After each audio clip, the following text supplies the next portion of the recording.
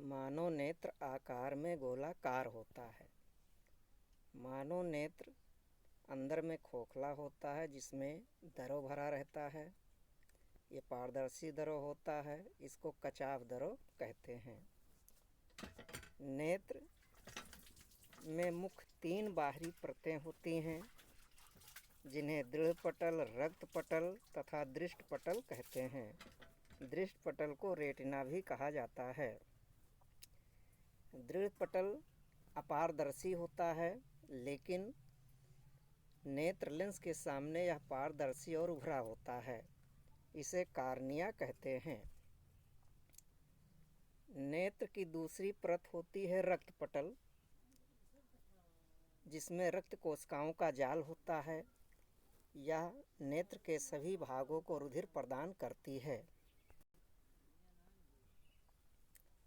नेत्र की सबसे भीतरी परत दृष्ट पटल होती है।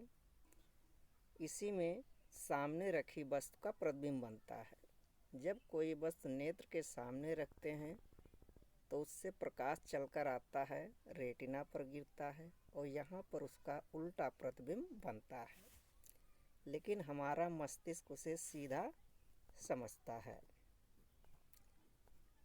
नेत्र के इसी परत में यानी रेटिना में 2 मुख्य बिंदु होते हैं जिनको पीत बिंदु और अंध बिंदु कहते हैं।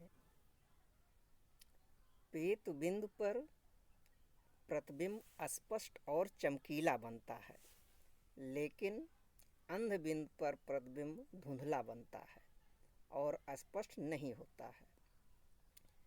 रेटिना से ही दृष्टि नाड़ी निकलती है, जिसका संबंध मस्तिष्क से होता है। रेटिना में 2 प्रमुख कोशिकाएं भी होती हैं जिनको शलाका कोशिका और शंख कोशिका कहते हैं।